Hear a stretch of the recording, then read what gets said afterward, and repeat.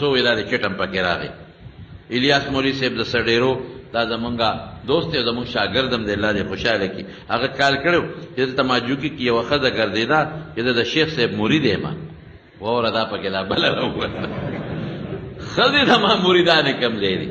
او ما له اجازت را کړې دی او د هغوی د خاندان یم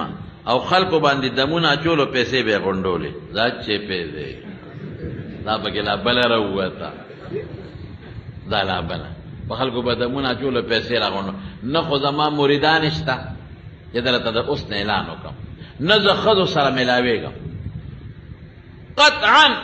بعضې وخت کې زنانه راشي تاسو ته اعلان م کومه چې زنانه زما ملاقات له را نه شي اوس نه راته اعلان دی د جمعې په ورځ بعضې زنانه نیکانې وي صالحانې وي د هغې دا خیال دی چې دی به راته دوا وکړي د هغې دا خیال دی به را باندې دم واچوي د هغې دا خیال دی به وظیفه راکړي نه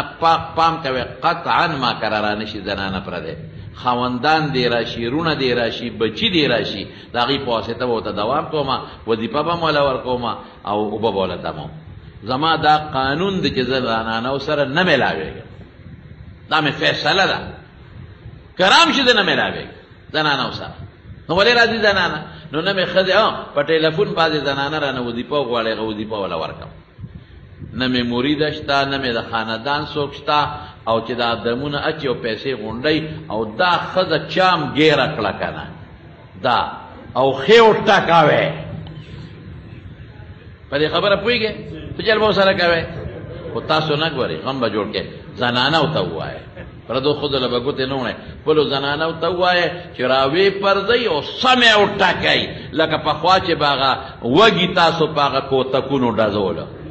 دقسې وډبوئ او که زما نوم څوک د چندې دپاره استعمالوي چې دا د پلانکي دپاره چنده غواړم د جومات مدرسې دپاره نو موږ د جومات مدرسې دپاره چندې په لارو کوڅو کې نه غواړو نن سبا خو دام رواج دی صاحب دام د سوال یو انوکه طریقه ده دام طریقه ده په لارو کوڅو کې سوزکې روانې او خدای مو بخا او جومات جوړېږي او خدای مو بخا او مدرسه جوړېږي او خدای مو بخا یتیمانان دي یتیمانان ماشومان یتیمانان او چنده راکې نه یتیم شته او نه پکې مسکین شته په مدرسه کې دروغ وایي دا یتیمانان بشیرجان یتیم دی څه خدای ته وګورئ غټ غټ هلکان په مدرسو کې سبق وایي دا یتیمانان دي دا مسکینان راوړئ شی که نه دا ظالمان لګي وکوټئ تاسو غواړئ مولیان په مخ اخیستي کنځلې ورپسې کوئ خدای مو بخا یتیمانان دي او مسکینان دي که نه او د ډوډۍ نار دي څونه تاوان یې وکړي یو خو مدرسه دې ذلیله کړه خوار شي خلک وایي دا مدرسې دونه خوارې شوې